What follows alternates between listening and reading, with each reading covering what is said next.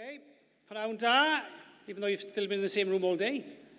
Croeso nôl i'r rhan ola o'r digwyddiad, o'r gynadledd. Welcome to the last part of the conference. Well, I'm going to build this up. You know who we've got in the room. It's my friend G-Dog. Somebody's referred to him as the Big G today, so I don't know what that means. But we are very, very lucky to have Professor Graham Donaldson here today. And I think we have probably marked all of your assignments, and most of you mentioned it at least once or a billion times, successful futures. So I think we should try and raise the roof for our keynote speaker for this afternoon, Professor Graham Donaldson.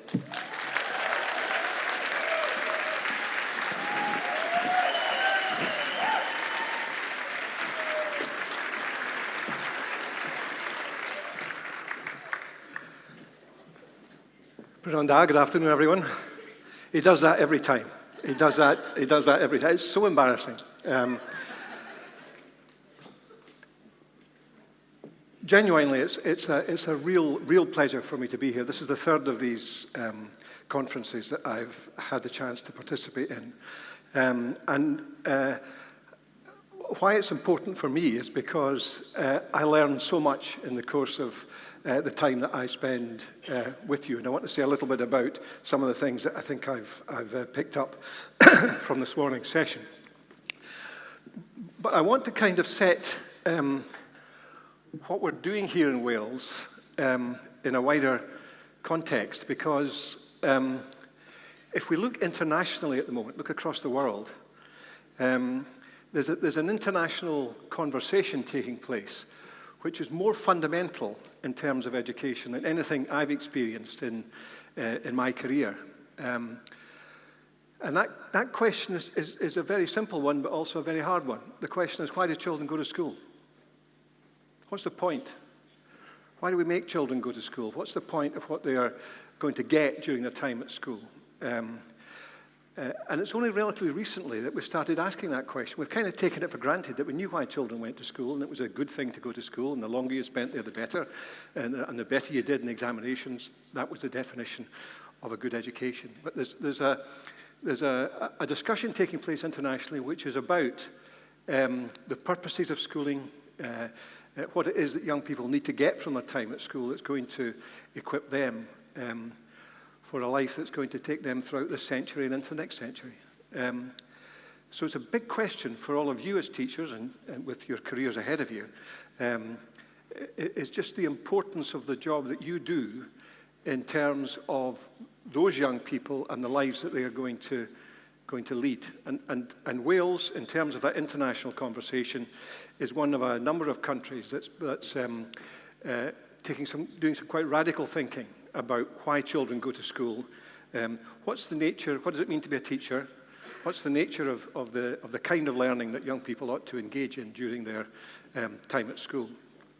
And when I reflect on the kind of things that I've heard this morning, from my point of view, it's really been quite heartening, because some of you may have looked at Successful Futures, at Chapter 5 of Successful Futures, which talks about the Pedagogical Principles. And I was just, as I was hearing the contributions that were coming through this morning, I was picking up again and again the way in which those very broad principles were taking shape in the context of the sort of things that I was hearing. So there was a lot of stuff that was around not getting hung up on one way of teaching. We need to, if we've got an approach to teaching that's purpose-driven, then we need to select the ways in which young people learn in relation to those purposes. And if we look across all of the contributions which came this morning, there's a whole range of different ways in which young people will learn. First contribution of the day talked very much about direct instruction, about a direct approach to teaching. Some of the others were much more constructivist in the way in which they went about it, much less of direct instruction, much more towards the inquiry end of the spectrum. So right across all of them, we had that that coming through. A number of things which jumped out at me. One was the notion of when we're talking about drama, of teaching as performance, and it is a performance. As teachers, we're on show, and I think people who've not taught don't understand just how demanding that is, to be on show all day, every day. When you can't, if you feel like a coffee, you can't just go and have a coffee. Teachers can't do that. It's a performance, and it's a constant performance that's on show. So it's a demanding, emotionally and physically demanding job, and that's it's important for us all to recognize that. The notion about the whole child, we're not just, learning isn't just about the brain. Learning is about the developing that young person in a rounded way, with all of the contributions which you can make, the importance of people's voice, authenticity, ensuring that the nature of the learning that's taking place is not just arid and abstract, but is rooted in authentic learning, which young people can see the point of and understand why they're doing what they're doing. I personally, there was the point in terms of voice training, where we, it was almost a Britain's Got Talent moment. You know, when Ben stood up here and everyone was waiting for a presentation, suddenly burst into song. You see the jury in Britain's Got Talent saying, wow, what's this we've got in front of us now? And that was and what followed from that in terms of really good advice, again, talking about on-show performance right throughout the day, that learning how to use your voice, how to take care of your voice. I well remember in my first year of teaching, the number of throat infections that I picked up in the course of that first year was huge. And that's because I wasn't using my voice particularly well, quite apart from being exposed to God knows how many germs in the course of a day's teaching. Inquiry, well-being, being imaginative, using resources creatively. Over in the corner of the school that had a bare part of land, turned that into an allotment, was using that to help the kids to understand about the whole business of plants and growth, and then selling it, and then using it as part of an entrepreneurial activity, just using resources very creatively and imaginatively. So, from my point of view, the morning has illustrated part of what I think is illustrative of the start of this journey that Wales is on in terms of thinking differently about why children go to school, and thinking a bit differently about the nature of the pedagogical process, the learning and teaching process that will lie behind that. So I want to just reflect a little bit on why we're bothering. Throughout my career, there's been a lot of reform in education, and as a teacher on the receiving end of that, I didn't always appreciate why this had to be done. I knew I had to do it, but I didn't necessarily think that it had been properly communicated to me why this was better than what went before, why we needed to make this kind of change. So I want to talk a little bit about why we're bothering, then just touch on, I'm not going to label this because you'll have had this in all sorts of other ways, but just some of the factors, some of the things that are about what it is that we're doing and how we're doing it. I want to pick up on a few myths. Twitter is at one and the same time very reinforcing of a lot of what's happening here, because there's a lot of what's happening in Twitter around the reform is incredibly positive. But also there are some myths that are taking legs in some of the Twitter stuff, which I think I want to just say a little bit about, and then I want to finish just by saying a little bit about you. So why are we bothering?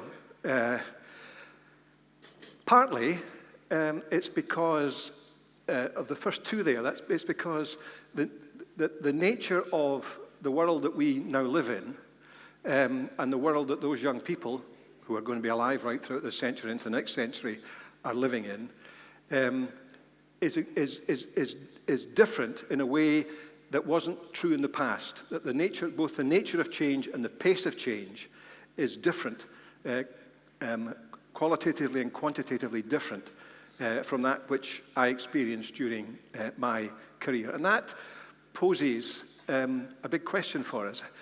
How do we stay relevant? How do we ensure that what children do in school stays relevant in the context of a dramatically changing world in which they are living? And the nature of those changes are partly driven by technology. Watching any news bulletin, you can see the nature of those changes in a very stark way in front of us. The impact of globalization in a whole variety of different ways. Because President Trump puts the tariffs up on China, it's going to affect people's jobs in the UK. That kind of interdependent world is there in a very direct way just now. And that poses big questions about the skills that our young people are going to have in order that they're going to be able to thrive in that world where they are not just competing with people inside this country, they're competing with people across the world in a very direct way. And of course, things that happen in other parts of the world have a very direct effect on us. So partly why we're doing it is because we have to think about the curriculum in a way, and what we do with young people at school in a way that ensures that we are doing the best that we possibly can to help them to be ready for the world that they are going to live in. And one of the big issues we've had with curriculum reform in the past is that there's a built-in time lag. So if we think about the national curriculum which exists just now, going back to 1988, there's been a couple of attempts at reform, but the basic structure is basically as it was back in 1988. And if you think the way the world's changed in that period, that 30-odd year period, since the national curriculum came into being, the more that a curriculum is set in stone at a particular point in time, the more the time lag becomes a real issue, because it's the curriculum that's relevant. If we were to do it just now, it would be the curriculum that would be relevant for 2019 or 2020, but that's a curriculum that we don't want to keep on changing in terms of legislation. And therefore, how do we avoid this time lag? What's the balance you have between those things which are laid down in legislation, which it creates consistency across Wales, but allows sufficient flexibility and spontaneity and responsiveness to be able to operate in this dramatically changing world. And that ties us into the nature of the way in which the curriculum, the expectations that are laid on you are described. And that has to do with the way in which the curriculum is designed and how much prescription there should be in the curriculum. Going back to the time lag point, the more we prescribe content just now, the more that's going to be irrelevant or less relevant maybe a year from now, but certainly if you think 2, 3, 4, 5, 10 years from now. So there's a problem in terms of a national curriculum which prescribes content in great detail in terms of how that continues to be relevant and to speak to the young people of today. But it was the other thing that was really interesting when I did the review and talking to colleagues across Wales, was it became very evident to me that, the structure that dated back to 1988, where we had, at that time, Key Stage 1, Key Stage 2, Key Stage 3, Key Stage 4, in Wales, Key Stage 1 becoming the foundation phase. But what we were building in were transition points, unnecessary break points. So young people experience a philosophical shift if they move from foundation into Key Stage 2. A philosophical shift when they move from Key Stage 2 into Key Stage 3, and another shift when they move from Key Stage 3 into Key Stage 4. So we didn't have a continuous progression in youngsters' learning. We had breakpoints where things could be very dramatically different, not just between primary and secondary, but even within primary schools or within secondary schools. So that notion of disjointed progression, too many transitions, and that's why one of the recommendations in Successful Futures has been accepted, is we should stop thinking about key stages and start thinking about a clear line of sight in terms of progression for when young people enter the school system through to the point at which they move on to the next stage in their learning. There's also a critical question about the relationship between what people call knowledge, which is often then defined as content, which is often then defined not very far away from information, and again what people call 21st century skills. And I'm quite clear that's a completely false dichotomy. It's an inert debate. The relationship between knowledge and skills is a symbiotic one. You don't have one without the other. And the question is, how do we ensure that we've got the relationship right between what young people need to have acquired in terms of the essential building blocks of knowledge that they need to have in their heads, and the ability to use that knowledge creatively, the ability to apply that knowledge, the ability to move on from what they've received to be able to then use the knowledge in order to deal with the unpredictable. And of course, that's one of the biggest issues I think we have in education. It's a real tension for all of us in terms of thinking about what children should learn. Because, I mean, possibly the greatest challenge that will face young people in the future is that they're going to have to increasingly deal with the unpredictable. And those who are most successful are those who are able, not thrown by the unpredictable. But a lot of what we do at school is to make things as predictable as possible. Even down to in secondaries with the examinations, we try and spot questions. You know, we say you need to learn this because it's going to be in the exam. We're trying to make it as predictable as possible. Whereas the reality is, what we need increasingly are young people who can use all the learning they've got at school and then meet situations that are not predictable and understand how to use that learning in those situations. And that's an issue for all of us, and it's a question as we move forward into national qualifications and you know, the end of, from 2025 onwards, questions for Qualifications Authority, Qualifications Wales, in terms of what are the implications, some of the implications of this for qualifications. And then there's the whole context within which you do your work, the whole framework of what is it that makes you do a good job? What is it that makes a teacher do a good job? And we've come through a period where the political world lost faith in the teaching profession's desire or ability to do a good job consistently. And hence we had a period where the main driver was fear. You'll do a good job because if you don't do a good job, something nasty is going to happen, you know, whatever that might be. And actually, that's not the way to build a dynamic and exciting education system where teachers enjoy their work, and because teachers enjoy their work, kids will enjoy being at school. Teachers are stressed, kids will be stressed. So it's how do we create that context where you still have accountability, but you don't have accountability that stifles. You don't have accountability that produces compliance. You don't have accountability that is about what I do is dictated by what I think somebody else wants rather than what I think is the right thing for my children. So all of those are the reasons why Wales has embarked on what's came out at the end of April in the draft curriculum for Wales, and we'll move on in the course of the next few months to something more definitive.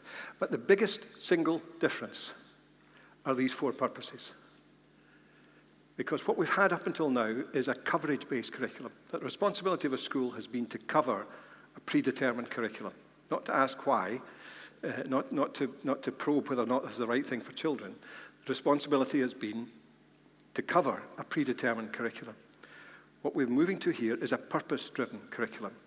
So the question that we're constantly asking is, why are we doing this? How does that relate to the kind of purposes that we think should drive young people's education, young people's experience during the time that they're at school, and will equip them well for the future? And that's the single biggest difference in the new curriculum, is that shift from coverage to purposes. And if nothing else, if you remember nothing else from what I've said, just remember, the purposes should drive and do drive this curriculum. They've driven a lot of what's happened through the work of the pioneer schools in terms of producing the iteration that we have just now. And those purposes are not slogans. You know, you could take the existing national curriculum and take what you're doing just now, and you could probably produce a rationale for why those purposes are being fulfilled in the current area. They're not slogans, they're not something, they're not an audit tool. They're a tool that's meant to help drive us, help us take the right decisions about what children should do, what children should learn, and help bridge those transition points, help us to get smoother progression, because we're all talking the same language. There's not a different purpose to secondary education from primary education. Secondary education isn't just about passing exams. It's not just about getting GCSEs. Those purposes should be driving all of what we do as young people move through from when they enter to when they leave. So purpose-driven decisions, trying to avoid the time lag, and trying to have less prescription, stronger focus on pedagogy, good learning and teaching, the kind of things you were hearing about this morning, the creativity of teachers, thinking about what it is that they think is the right thing to do with their children. Creating space inside the curriculum so that you're not on a treadmill. It's not a constant chase after the next thing and constantly feeling that you're trying to catch up with a set of expectations that keep on growing. So when you're looking at the draft curriculum which has been produced, or the first iteration of the curriculum that's been produced, you should have some of those thoughts in mind. How far does it do these things? I mean, how far does it leave enough space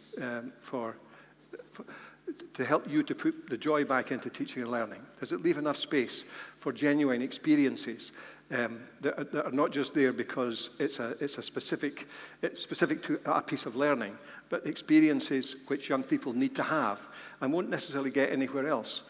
When we talk about the attainment gap, the experiential gap is bigger.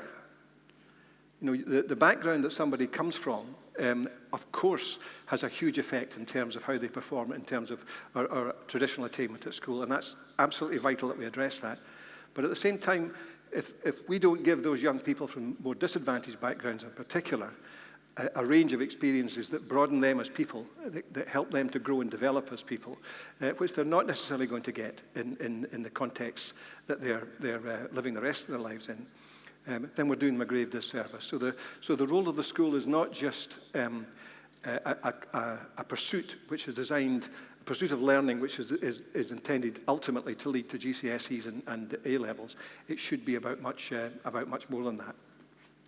So I'm not going to go through all the stuff in terms of the specifics of what we're trying to do inside the curriculum. You'll have got that. You get that in all sorts of other ways. I just want to pick on two or three things that I think are particularly important. I've talked about the purposes, and those purposes give rise then to what matters statements inside the areas of learning experience. And that's been a really important step, I think, in terms of trying to reduce the amount that you cover. Because you're asking the question, what you could do is infinite. There's loads and loads of very worthwhile stuff. So how do you decide what it is you'll actually teach? And part of the process is going through the process of asking some very hard questions about what really matters. So in any of those areas of learning and experience, what matters at the end of the day? When a young person moves on to whatever they're going to do at age 14 or 16 and beyond, what do we want to have left them with? What would we want to be with them that will both equip them for whatever they're going to do next, but will stay with them for the rest of their lives? And those what matters statement are trying to capture the essence. What the pioneer schools are trying to do is to capture the essence of what matters rather than simply accumulating knowledge in a very factual sense as being the purpose of schooling. And that's a really, really interesting point. So when you look at the curriculum as what's come out at the end of April as a whole, you should be asking questions about whether or not it creates the space. You should be asking, and that's through the what matters statements. You should be asking questions. The development of the curriculum through pioneer schools has enormous potential in terms of helping combat what tends to happen, has tended to happen in terms of major educational reform. And what's tended to happen is there's a huge gap between the aspiration of the reform and the reality of what young people experience. There's a process, the curriculum is developed normally by a relatively small group of people, and it's then disseminated and teachers across the country are trained in taking that curriculum forward.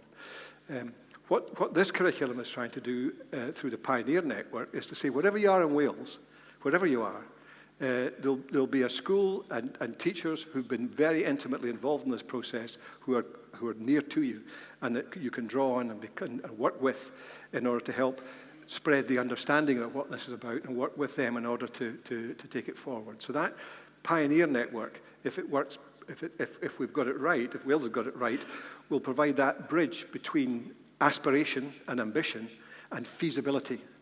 You can have the aspiration, but it can't be done, or you can have a lowest common denominator, lots of things which you know teachers can do, but actually are not sufficiently aspirational. The Pioneer Network and the way in which that's gone about it is very much about bridging that gap between aspiration, ambition, and feasibility. Can we actually do this, given the resources and the context that we're working with? And that's a very, very important part of what Wales has been about. And within that, as I said earlier, we talked about, heard this morning about lots of interesting approaches in terms of pedagogy. Not rocket science, not radical. It's not, these are not dramatically different. This is not transformational. I've never seen that before. But my goodness, they're good, you know, in terms of just the kind of things which are engaging young people in learning, which are taking forward important aspects of what makes learning enjoyable. But that has to sit within a clear understanding about progression in young people's learning. And that's one of the challenges. How do we combine spontaneity and creativity in terms of learning and teaching of what we're trying to teach with ensuring that young people are progressing? And that's where the relationship between the kind of things we've been talking about and the progression steps in the framework are very important. That relationship is very important. And that's, again, one of the things which I think as we move forward in the course of the next few months needs to be thought through. I know there's a lot of work going on in terms of professional learning and innovative schools and so on, which is trying to deal with that. I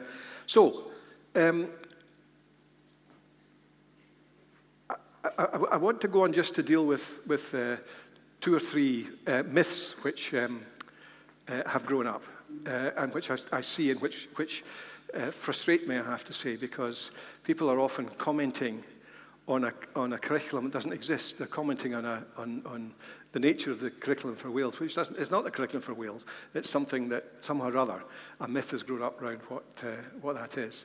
Point one, as I've said earlier, this is not a content-free curriculum. This is not 21st century skills, generic skills, you know, which are taught in isolation. There is no such thing as a generic skill.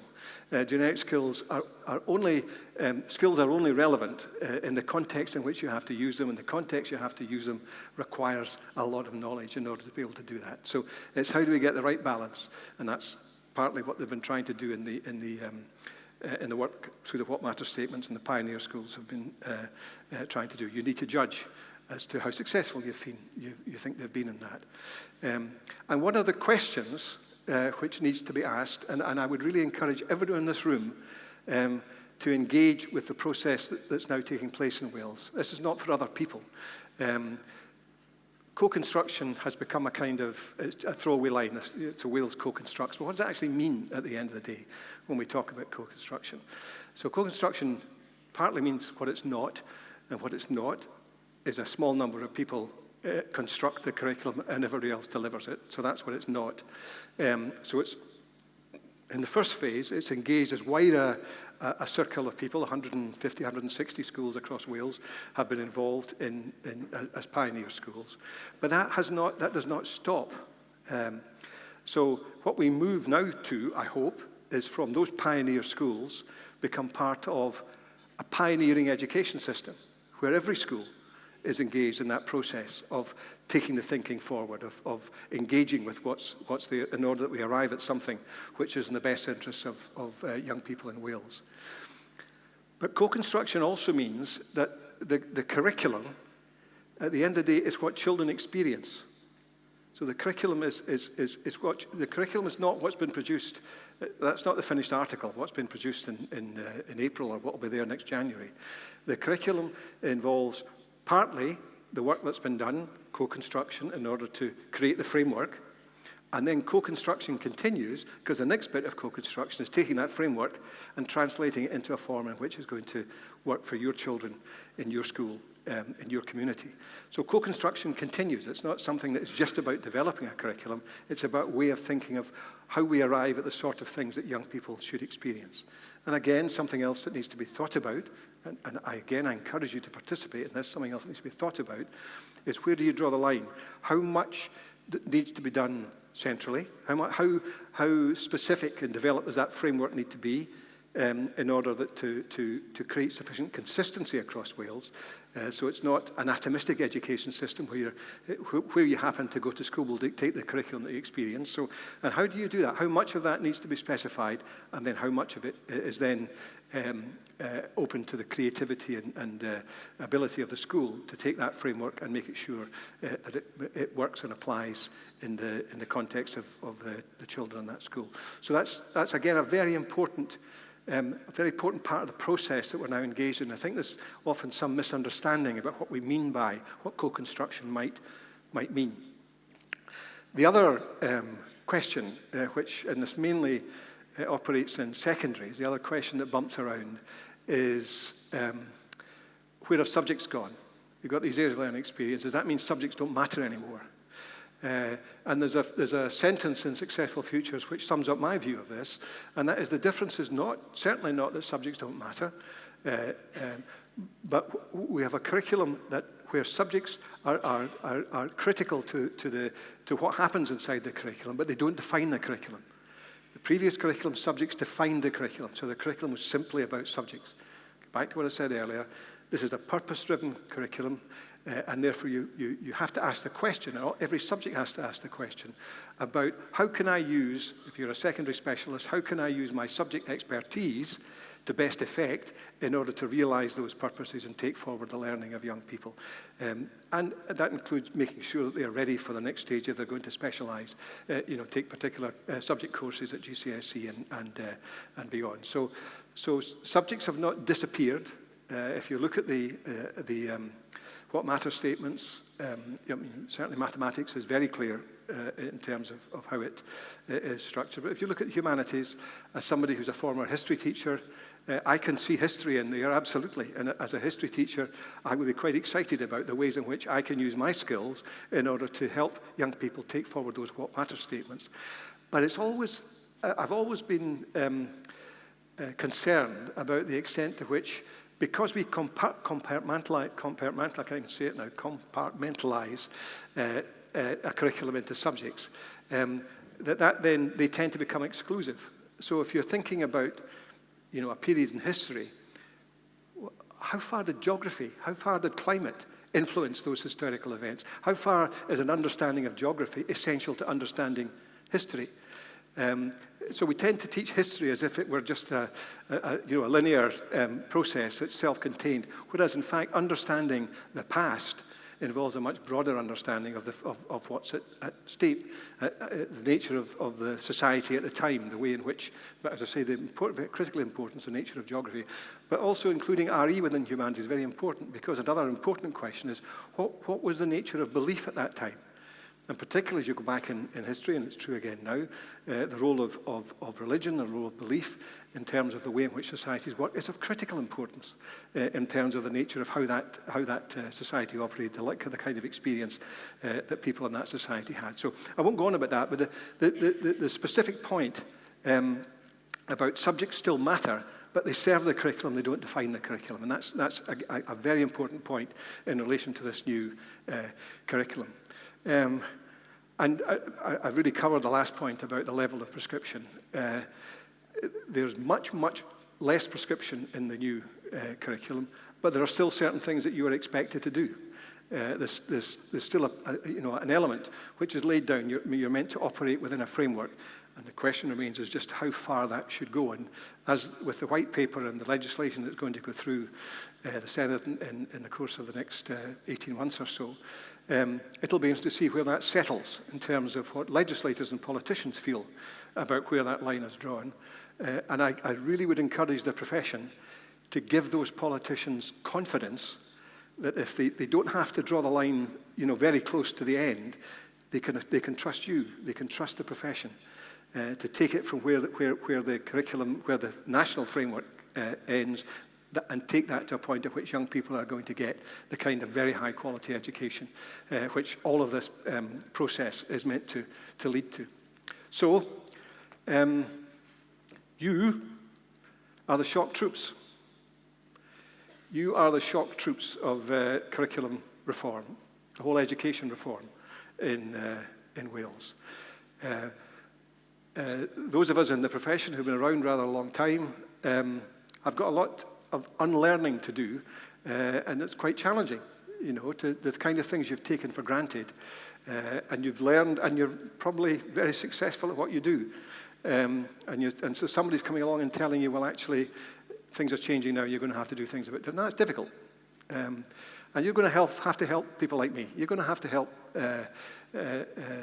more experienced teachers, because you don't have that unlearning to do. You're coming in fresh. You're coming in, and you will be those who bring this national curriculum, this curriculum for Wales, to life. So for head teachers across Wales, one of the things that I say to them, use your NQTs, use these people who are coming in, because they're critical in terms of helping your school to understand and realise the possibilities of this curriculum. And that means don't be afraid to take leadership roles. Now, leadership doesn't mean that you've got a promoted post of some kind. Leadership is an attitude. It's a way of thinking about, how do I contribute to the school? What can I do that is more than just what I do in the classroom? How can I work with my colleagues? As I said earlier, you're coming in and you're in a very strong position to work with more established colleagues who may feel more anxious about this than you do, and that's leadership. So don't be afraid to take on leadership roles, ways in which you're helping to take thinking forward inside a school, helping a school to respond to this new curriculum and make the most of the new curriculum. I know it's a very strong theme in all the various courses that we've been doing, but at the end of the day, the opportunities afforded by the new curriculum, less prescription, more emphasis on pedagogy, different way of thinking about assessment, the focus on what matters, purpose is driving what we do. All of that, when you put that together, it will have the best effect if those who are working with the young people, the practitioners across Wales, are reflective and creative. So it's not about applying recipes in the classroom. It's not about, and it's been an interesting theme that's come through from the presentations this morning. It's not that somebody else has got the answer. I read this book and I'm just going to do that. Reflective and creative practitioners are demanding of those who are giving them answers from the outside, and don't just say, oh, because that's in a book, or because it's, lots of people say it's the right thing to do, then I just should do that. Reflective and creative practitioners are people who are not afraid to ask hard questions of what may be a perceived orthodoxy, but also ask hard questions of themselves, be constantly reflecting and thinking about how can I do it better. Again, that was a theme that came through this morning. And all of that means that scary though it may be, people in this room are probably going to have to reinvent themselves as teachers once or twice throughout their careers. When I started, I kind of assumed that what I was doing would still be the same, broadly the same thing that I'd be doing at the end of my career. It didn't look as if the forces that were shaping learning and teaching were going to mean that I would suddenly become de-skilled or would have to reinvent myself. The reality is that the nature of how young people learn, the nature of the role of the school, the nature of the role of a teacher, what it means to be a teacher, will almost certainly change quite dramatically over the course of your careers. So being genuine career-long learners, professional learning is a career-long process, so that you're not just reacting to somebody telling you you've now got to do this, but the profession is leading the change rather than being driven by somebody else's view who says this profession's far too conservative, far too slow. You're the people that, if you genuinely are career-long learning, what we get is learning as the driver of improvement and change in the system, not accountability. Learning driving improvement in the system. That's what the whole movement around schools as learning organisations in Wales at the moment, that's why that's so important.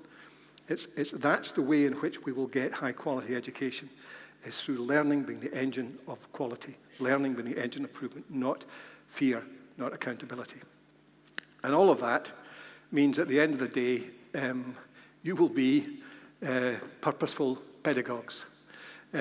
You'll be driven, hungry to ask the question why, hungry to say how far is what I do on a day-to-day basis with my young people, most important job in the world, being a teacher, most important job in the world.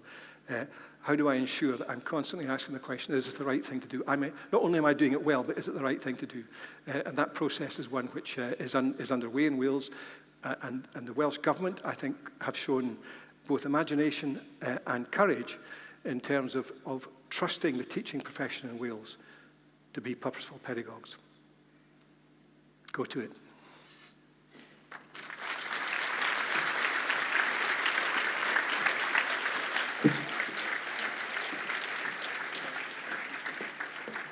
Thank you to Graham. A couple of quick words from me. My name is Gareth Evans, for those of you who don't know me. I work at the Athrofa with colleagues here in a policy capacity, but first thing I wanted to do on behalf of both the Athrofa and the university, and indeed you as student teachers and everybody in the room, in fact, was to thank Graham very much for his time. In my experience, keynote speakers turn up at sort of 5 minutes before due time and leave about 30 seconds after they've spoken. And Graham came here from minute one. So a big thank you to Graham. He did that because he was interested in what you had to say and interested in your story. So a huge thanks to Graham. He is, I think, the biggest name, the biggest draw in Welsh education at the moment. Bigger probably than Kirsty Williams. And the only shock to me this week is when young Archie was revealed to the world. He wasn't called Graham. So, yeah, I mean, we're very, very lucky to have him. He's a huge draw. And please take the next sort of 10, 15 minutes of question time to pose your questions to him. I've got a few already from the floor, one of which, Graham, refers to something you've touched upon already this afternoon, and it's the notion of freedom. The freedom teachers will be given to administer and drive the new curriculum to see as they see fit within their own context. The question, I suppose, is how much freedom will they be given and how much prescription will there be for those teachers? Yeah, and I mean, I don't know the answer to that question. That's a question that will be worked out over the course of the next few months in Wales, leading through to the legislation going through. But as I said, the extent, with freedom goes responsibility. So it's not freedom to do what you like. It's not freedom to say, I'm a teacher, leave me alone. It's freedom with responsibility, and that responsibility is to do the best by their young people, ensure that those young people are making the progress in their learning, but are also having that rich experience which those four purposes are designed to try and encourage. So my hope would be that this process and the way in which colleagues across Wales respond to the process will leave considerable scope for the curriculum to take shape in a school in a way where the teachers and the young people in the school can feel ownership of that curriculum. But that cannot be, as I say, a free-for-all. So the question of how detailed is the framework that you have to operate within in order to do your next bit is an open question. And I think partly where that line is drawn will reflect the extent to which the profession, in the way it responds to all of this, gives the assembly members and others the confidence that they don't have to specify everything to the nth degree in order to have the illusion that actually is what will be done at the end of the day. Thank you, Graham. Another one from the floor. You've spoken already about pioneer schools and the fact that pioneers have been working now for some time, haven't they, in co-constructing the new curriculum, but there are, of course, only about 150, 200 pioneer schools. There are many more schools that aren't pioneers than are. And the question is, how will schools be supported in implementing the curriculum if they know very little about it? Yeah, and I think that's partly why I think the process that has been going on since Christmas, where there has been increasing attempts, I think, by both pioneers and colleagues who've been involved directly in the development to work across Wales with heads and senior leaders across Wales in particular in advance of the publication of the initial version of the curriculum at the end of April. But as I said earlier, the challenge normally is at this point in the process of how do a small number of people, much smaller than the 150 pioneer schools, how do a small number of people train everyone across the country? But what we have in Wales is a much bigger network of people who have gone through a really significant professional development process. Gareth and I were talking about this earlier. The pioneers, when the pioneers started compared to where they are just now, there's a light years of difference between how they think about themselves and how they think about education. Now, they're huge assets, and what we need to do is to try to see how far the process they've gone through can be not replicated, because we haven't got that length of time, but through them working with colleagues in schools across Wales and through intensive involvement of one kind or another, that we can have a better chance than is normally the case of avoiding those Chinese whispers, where what would be good becomes, a pale shadow of in terms of the reality of what youngsters experience. So this will not be easy. It'll partly depend on how the profession responds. If the profession folds its arms and waits to be trained and says, "Oh, that wasn't very good, was it?" Then we'll struggle a bit. If the profession sucks out of all of the expertise that exists in pioneer schools, that exists in our universities, just sucks out of those sources as much as they possibly can in order to ensure that they are both confident and competent in terms of the possibilities of the new curriculum, then we've got a much better chance of making this work. And there is certainly a responsibility on you as the future generation of student teachers to go into schools and do that. For those teachers that might not be minded to come along with the new vision, and there will be, let's be perfectly honest, there will be those who don't, and those who don't want to, but you are the driving force now, and there is a huge responsibility on you guys as well. Graham, moving swiftly on to assessment, how do you believe that pupils should be assessed at the end of year 11? So what do you think should happen to GCSEs? Well, fortunately, that wasn't in my remit. But I have been, I have to say, very heartened and very impressed by the fact that Qualifications Wales have been involved in this process throughout. So the qualifications are not just suddenly being thought of at the end of the process, that in all of the groups that have been developing the new curriculum, there's been representation from Qualifications Wales in that process. And they are now going to engage more generally to ask the question that Gareth has asked me. And that is, okay, let's think about this in Wales. What exactly is it what should this lead to in terms of qualifications? And I know they're asking some very open questions about that. They've even gone as far as to say, well, maybe the GCSE itself would not remain. Maybe some other form of examination is required. That's probably at the kind of very radical end of the spectrum. But even if you work within the GCSE brand, what are the implications for the nature of qualifications that young people will sit from the experience that they've been having? One of the things when I was undertaking the review, I was in a secondary school in Swansea and met with a group of year 7 and 8 young people. And they probably gave me the most challenging time that I had in terms of the quality of the questions they were asking and putting me on the spot. And I thought, those young people in a couple of years' time are going to be sitting examinations which are almost an insult to the capacities that they have developed. So we're going to actually, by the time they get to GCSEs, instead of that being the next stage in the process, it's actually going to push them back in terms of what it is they're expected to do. So there's a question about the examinations, not for me to answer that question. It's a question, I think, for colleagues across Wales and Quals Wales to engage with. There's another question that keeps cropping up, Graham, that I also don't think is your bag, is funding. And I don't want to put you in that position and talk about how we're going to fund this operation, this venture? It's not for you to answer, I don't think. Ask Kirsty. Yeah, I think so. All right then, Graham, let's turn to the Padlet, the questions that were coming in here online. I like that third one, and it's something that lots of people keep asking me, and we spoke about earlier, didn't we? How, if schools are going to be encouraged to do their own thing, to have freedom to teach how they think they should be teaching in their own contexts, will that not increase the inconsistency between schools? How will we ensure a child in North Wales is learning everything a child in South Wales is learning, and vice versa? I think we have to ask the question what we mean by consistency.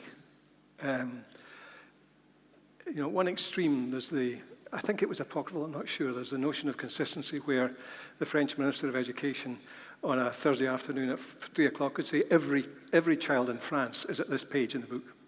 And that was consistent. But that wasn't good quality education. Even France has moved quite a long way away from that, though it's still quite a centre-driven process and not a very successful one.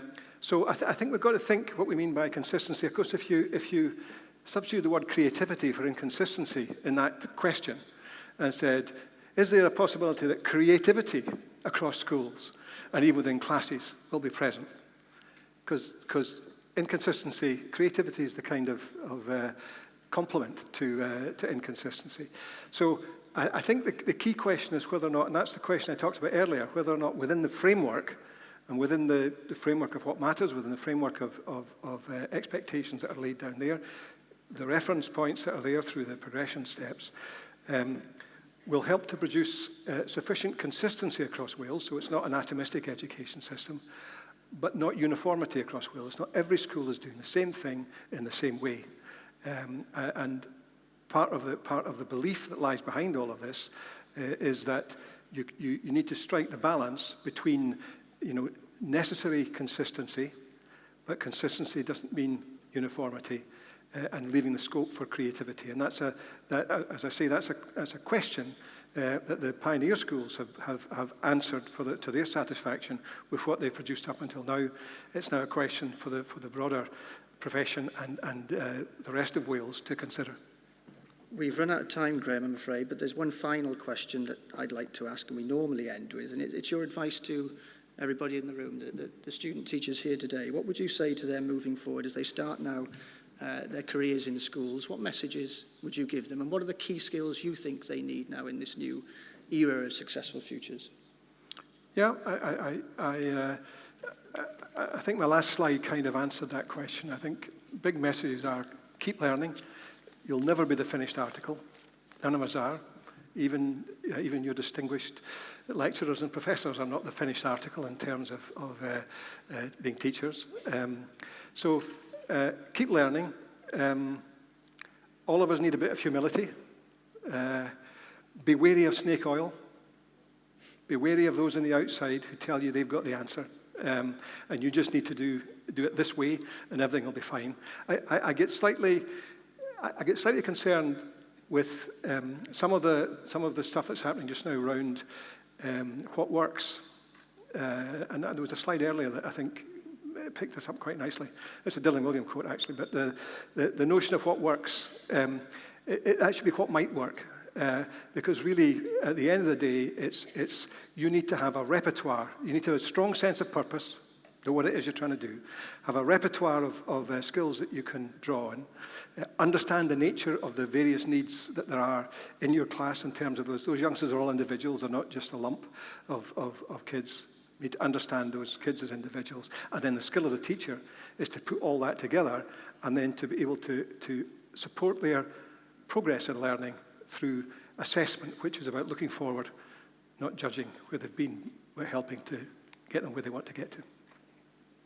Okay, I'd like to invite then to the next session, Dave Stacey of the Athrofa to present and chair the next panel, and panel members, I think you know who you are. If you come up, please, ready for the next session. And before Graham goes, he's got to dash off now to the airport to catch a flight back home. So, I mean, he has literally stayed as long as he possibly can. So a huge hand, please, and a debt of gratitude to Graham.